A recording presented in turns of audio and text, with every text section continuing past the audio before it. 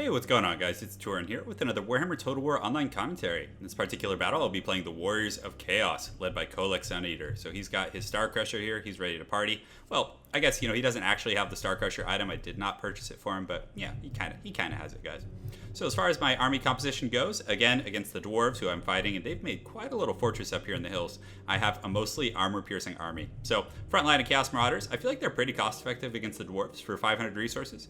Granted, their combat stats aren't the best, but they actually do have 32 melee attack, which isn't terrible, and their weapon strength isn't bad. So for 500, pretty good choice against the Dwarves, and they can usually hold their own against, Dwarf Warriors and, those type of troops. So in the secondary line, I have the bulk of my army, which is going to be Chaos Warriors with great weapons. This is definitely the bread and butter here, and, what I really need to do is keep these guys in the fight for as long as possible, because over the course of a long battle with the Lure of Fire, they can really, really, really punish armored troops. Because, again, the Cascading Fire Cloak provides the additional armor piercing, and then when you mix that in conjunction with the Flaming Sword of Ruin, they can really hit like trucks.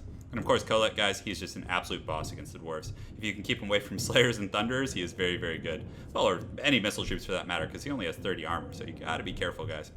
And although the Scaly Skin does help in that respect. I have a Hell Cannon here, and then, of course, I got some Chaos Knights with Lances. And again, they don't have armor piercing, but just having that mobile presence against the Dwarves is so valuable, so I feel like it's really helpful. And then, of course, in accordance with our current meta, I have two groups of Chaos Marauder Horsemen down here. So they're there just to deal with Gyrocopters. That's pretty much it, because a Gyrocopter left unchecked, if I didn't have these, for example, he could just literally chase Kolek around the battlefield, and I would just have to Benny Hill and, run him in circles for, 20 minutes. So that's what these guys are here for. So my opponent's army, he's got a whole mixture of different things. He's got Dwarf Warriors with great weapons. He's got some Hammers, some Slayers. He's got some Quarrelers here, which is a good choice, especially considering, my low-tier Chaos Marauders in the front line. Those guys are going to get cut down. He's got some Thunders, Miners, and he has a Thane, and I think he has Ungrim Iron Fist and a Runesmith. So very, very good, well-balanced army. He's got some Gyrocopters for initial harassment, and should be a good one, guys. So he comes out immediately to pressure me, but I did have my Chaos Marauders hiding in the tree line here. So as soon as he sees that, he immediately pulls back up over this train. I was kind of bummed about this train because it gave him an easy escape, and I also couldn't pressure him. And on that same note, guys, he can park the Gyrocopters right here and just shoot me down as I go up and around here. So that was definitely not a fun situation. So right now, I'm just kind of keeping the Chaos Marauders with the army because I know he's wanting to harass me. And again, these guys, they do have anti-large as well as armor piercing, so they destroy cavalry. They can do pretty well against Kolek. And even against like Chaos Warriors or troops like that, they'll do really good against them. So you can see he's posturing over here. He saw my Chaos Knights in here, but thankfully they are hidden now. So it looks like they got depathed there. But regardless, he's posturing up his army. He's going to have this nice high ground position right here, which is going to be tough because I have to take the long march over here. And my army is very slow. So I noticed that I did see these missile troops coming out of the forest here. And I didn't want to be like up against this ledge. So what I do is I kind of pull my army over here. And I'm going to take a wide route up. And then I'm going to try and position right here on this like open field. And then have a straight march right at my opponent. But thankfully, guys, he's in for a lot of trouble because now this Hell Cannon's online. And you can see, guys, it's going to shoot in here and do some serious damage here. And boom, just a great hit right into that group of Quarrelers. And you can see, guys, that took down a ton of models, did a ton of HP damage. And he can't really do anything about it because the Marauder Horsemen, I left one group there and I left one with my army. And you can see just another shot coming here, guys. It's just going to do terrible damage to the Dwarven units. So I'm always a fan of bringing at least one Hell Cannon. And I know you can manually aim it, but I actually wasn't there because I was kind of busy microing over here and trying to decide how I wanted to engage. But, regardless, it is still continuing to fire, and it's kind of punishing my opponent a little bit for posturing up here on this hill, but he does come down with his Gyrocopters, and I do have my Marauder Horsemen here still, but he kind of has the cover of the trees, so they throw their little throwing axes up there, do a decent amount of HP damage, but at the same time, he has his missile troops up here on the hill. He's returning fire, but it's definitely going very badly, and you can see that group of Dwarf Warriors with great weapons, again, took huge damage from that Hell Cannon. So it's pretty much already paid for itself, but again, he is returning fire very effectively and, took out about 30% of that Marauder Horseman group. And look at that nice hit. That group of Thunders is pretty much, yeah, they're shaking. They're almost offline, guys, so definitely very solid. So again, just posturing up my line here. Kolek, I was kind of keeping him a little further away just to kind of make these guys have to overextend, but unfortunately I was a little slow and my Marauder Horseman did take a lot of damage. And since he has his dual threat here, he could fly over here and threaten my Hell Cannon and go after Kolek. I had to split my Marauder Horsemen. So now, in conjunction with his missile fire, it's going to be much harder for me to deal with these Gyrocopters. But thankfully, Kolek is very fast, guys. He actually has 80 move speed. He's essentially cavalry. And, he can, at least run from these guys and isn't going to, just get straight up tied down. So at the same time, I was keeping my Chaos Knights with lances back here because I figured he would kind of move some infantry down here to go try and shut that down. So my Marauder Horsemen, I'm going to path up and around here, and these Chaos Knights, I'm going to just run these miners over here. And in the meantime, I'm advancing my main force and just getting ready to party, guys. You can see the Chaos Knights are coming out of their hiding here. The trap has been sprung, and what's really nice is, guys, there's this big pocket here, and I don't think he was aware of this, so if I can get a good charge on these guys, and then, charge my main force up the hill here, creating this opening, I can get back to these. So you can see the not Marauder Horsemen, the Chaos Knights should get a decent charge on those miners here. So again, he's doing a nice bombing run on me, and he is chasing Kolek very well. So again, not a lot I can do about that. But thankfully for me, these poor Dwarven miners are going to get lanced with that massive charge bonus. You can see, here they go. And it's showtime, guys.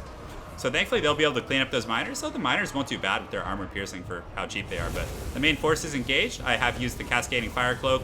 And again, these Dwarf Warriors versus the Chaos Warriors and Marauders, I have a nice mix of armor piercing troops here. So I'm feeling pretty confident in the front line. But unfortunately for me, my opponent does have Hammerers here, which are just so strong. So the Hammerers are going to engage.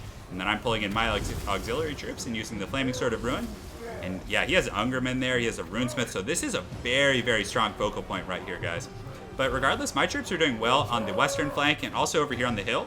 I did just punish that group of miners and broke them. So right now, the Chaos Knights with lances are going to get in here and do a lot of damage. And in the meantime, Kolek's coming in here, and I'm just going to kind of start cycling him around. You can see he does massive damage with that 500 plus weapon strength, but my opponent is doing a very good job chasing me with those gyrocopters and pressuring me. So I was kind of nervous about that, but right now the Chaos Marauders, I keep calling them that. The Chaos Knights with lances are going to get in and just absolutely devastate this Dwarvish back line. So he did overcommit a little bit in the front line, but again, these Chaos Knights were kind of out of sight, out of mind. I had them over there. They took out the miners, which, he probably wasn't thinking about that much.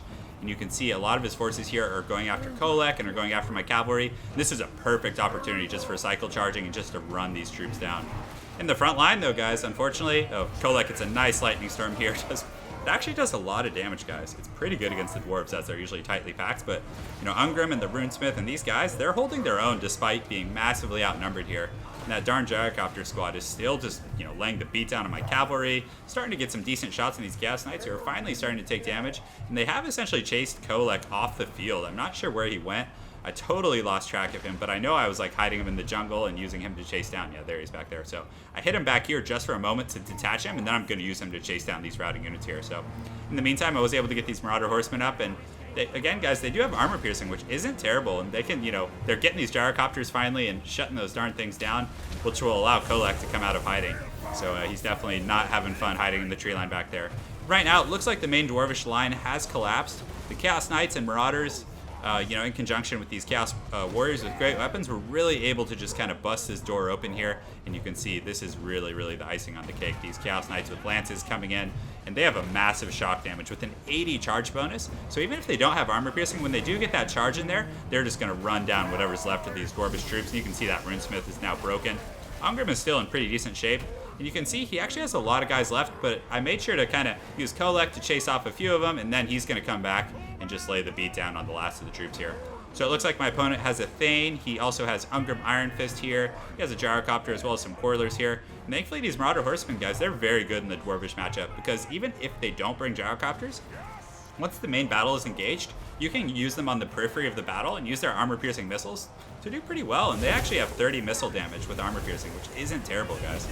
So right now, Kolek's come in, and yeah, this is probably the end of days, the end times for our Dwarvish opponent here. And I think, what does he have left? It looks like he has Ungrim. So I'm just going to go ahead and fast forward, because sometimes Ungrim, everything will be shattered and it's just him. But putting up a good fight. But again, Kolek's pretty hard to deal with.